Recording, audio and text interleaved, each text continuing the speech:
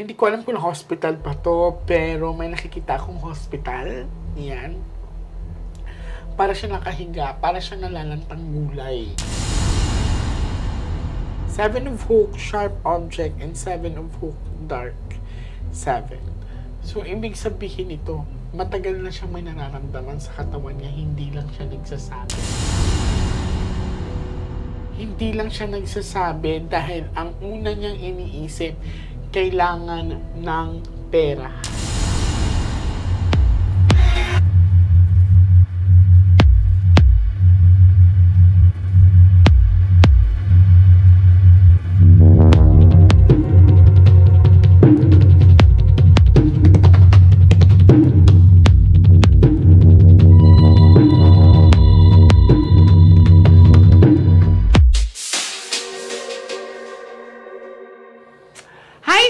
Astronauts Worldwide, today is another day. Ayan, so may tutulungan tayo ngayon, no? Ito ay may dala silang gamit ng kamag-anak nila. Ayan. So, hindi ko na lang ipapakita ang picture as you requested, no? Maraming salamat po sa pagtitiwala niyo sa akin. So, handa na ba kayo?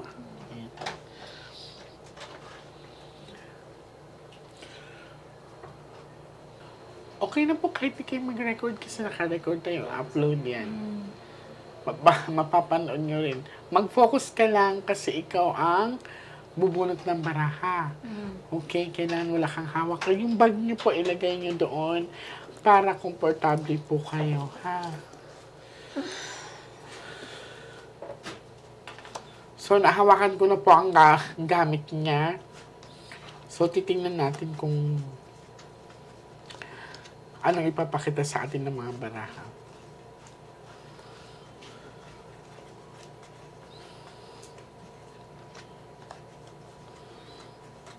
So, uulitin ko, ito po ay depende sa cards na mabubunot nyo.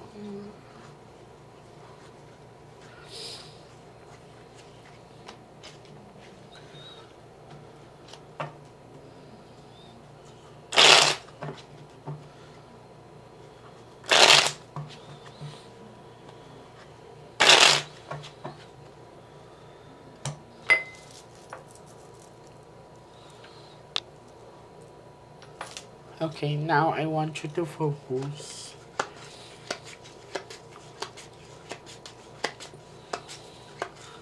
I want you to pick one card. Thank you. So this is you. I'm hoping that this is a red card. Okay po?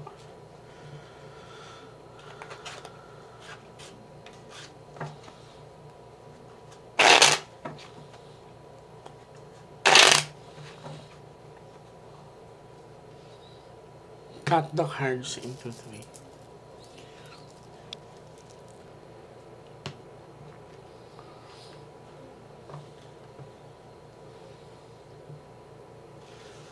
Kuha ka ngayon ng 7 cards of total, lagay niyo po dito.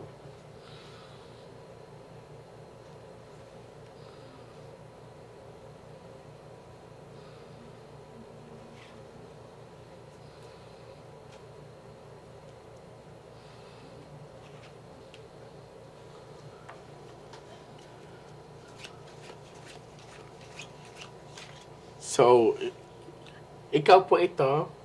Pag may queen dito, siya na po. Okay.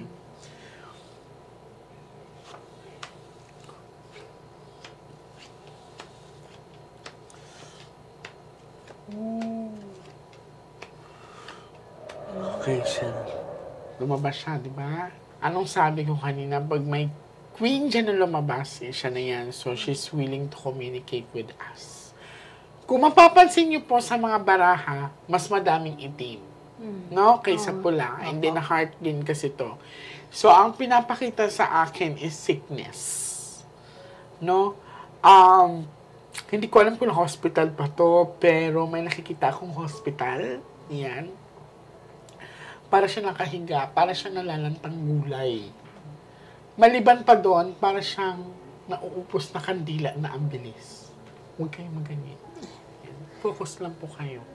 Okay, uulitin ko po May sickness akong nakikita dito. Mas madaming itim kaysa pula.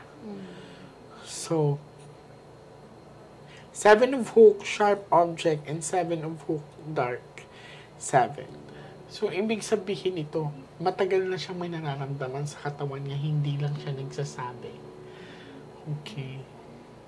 And then, sa pinapakita pa sa akin, parang ang bilis ng kalat. So, hindi ko alam kung na-diagnose ba siya as a cancer, pero ito ang pinapakita sa akin, may sickness na pinaparamdam sa akin ang baraha. Hindi lang siya nagsasabi dahil ang una niyang iniisip, kailangan ng pera. Okay. Ang bilis ng pangyayari. According sa cards.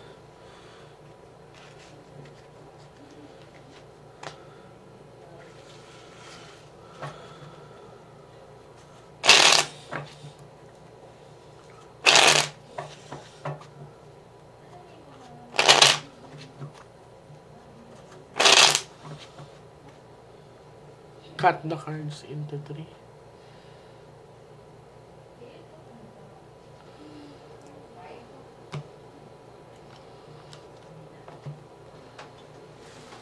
Kuha po kayo ng 9 cards of total. Lagay niyo po dito.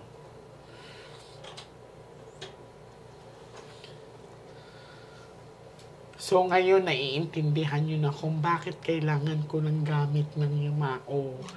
Kasi, mas nakaka-connect ako sa kanila.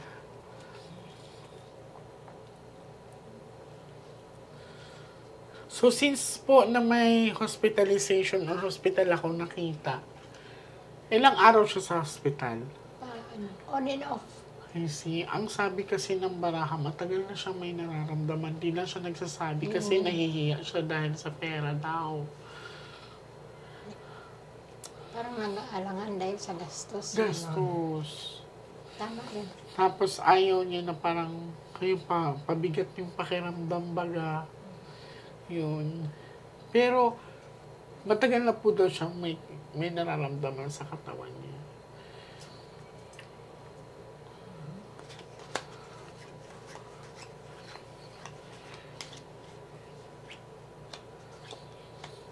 Puro itim, oo. Oh, puro itim, di ba? Asan yung partner niya, ate? Hindi ba siya nahiwalay sa partner niya? Nasa abroad kasi. Kaya may distance. Oo. So, nung pagkamatay niya, umuwi ba yung asawa niya? Umuwi. Sa pinakita kasi sa akin, may distance din yung partner niya. Kung papansin niyo, puro itim talaga. So, medyo, ang sinasabi ng baraha malinaw, na meron kayong agam-agam sa pagkamatay niya. So, pinapakita niya dito is that may lungkot, may doubt kung may gumawa ba sa kanya. Pero according sa baraha, it's a natural sickness. Ibig sabihin talaga, walang barang po, walang kulang, walang palipad hangin. Anong sabi ng doctor sa inyo? Hindi ba siya na-diagnose as cancer? Or something sa dugo niya? Leukemia. Kasi may nakita din ako sa dugo niya. So, it's a natural sickness. Ipanatag niyo yung kalooban ninyo. Yan ang gusto namin malaman. Ngayon, sinagot po kayo ng baraha. And gusto ko magpasalamat sa pagtitiwala niyo sa akin na hindi na kayo mag-isip ng malala. And hindi ko naman kayo pipigilan kung pupunta kayo sa ibang manggagamot or something para may malaman pa kayo. Pero ang akin lang, sana hindi kayo lulukohin. No? Ayaw ko din na kung ano-anong hihingin sa inyo na sasabihin na hindi matahimik ang kaluluwa niya or something ganun. Ipanatag yung kalooban niyo. It's a natural sickness. Ang pinakita sa akin is kaya pala Ang bilis ng kalat. Tapos may pinakita pa sa akin na there's something in the blood. So, leukemia ang sinabi sa inyo. Leukemia. Pero ang bilis. Ang bilis. Ilang months lang. Pero, kumbaga sa matagal na niyang yan. Oo, matagal na nga daw. Pero nung lumala na, nung June lang. Matagal na So, daw niya July, may August. nararamdaman sa 3 katawan months niya. lang siya. Kaya parang kasi ba't ang bilis?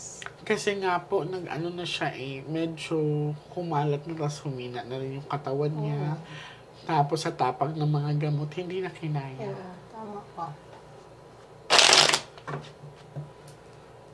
Parang hindi na ba tinatanggap ng katawan niya yung mga gamot na inaano sa kanya? Cut the cards into 3. At least ngayon nalinawan po kayo. Yan ang namin, panatag ba? Kuha po kayo ng 12 cards of total, lagay niyo dito.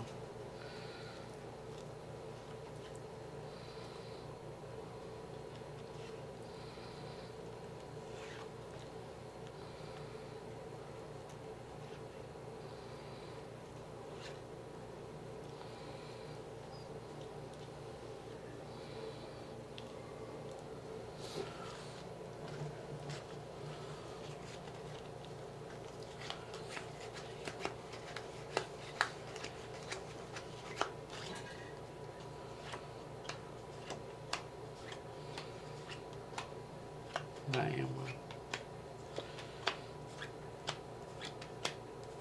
So, yung asawa niya, after the bumalik din naman sa ibang bansa. No?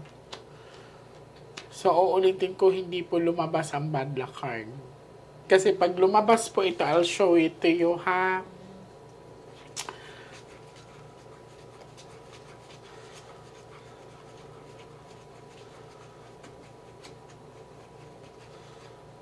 Pag ito po ay lumabas, this is a bad luck card. Ibig sabihin, hindi po natural ang pagkamatay niya.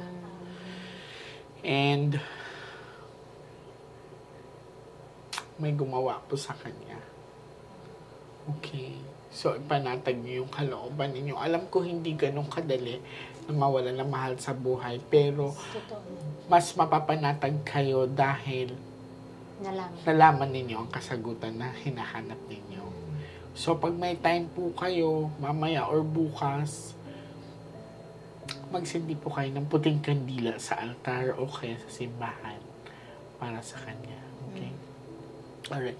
So, sa mga Nostronatics worldwide, sa mga abangers at sa mga makakapanood nito, madami po ako natutulungan sa mga pumupunta dito na may kakaibang pagkamatay or pagpaanaw. So, sa kanilang sitwasyon, malinaw na pinapakita sa atin sa mga baraha na it's a natural sickness or natural death.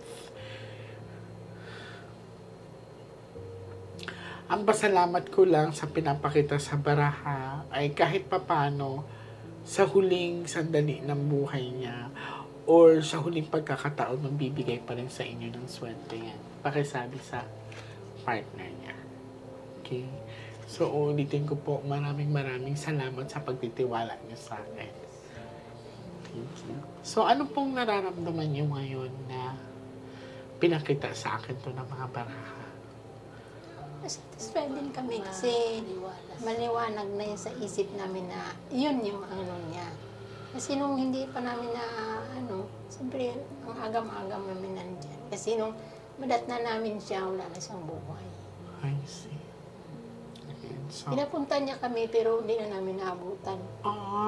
Kaya yun din ang gusto niyo kung may mensahe pa siya. So at least pinakita sa inyo na wag daw kayo mag-alala dahil nahiya lang din talaga siguro siya sa gastusin.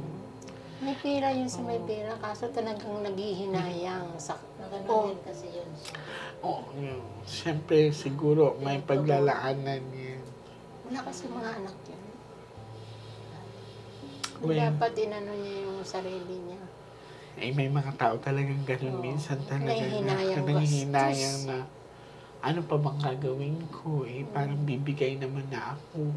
Yan nga ang namin kasi ang bilis.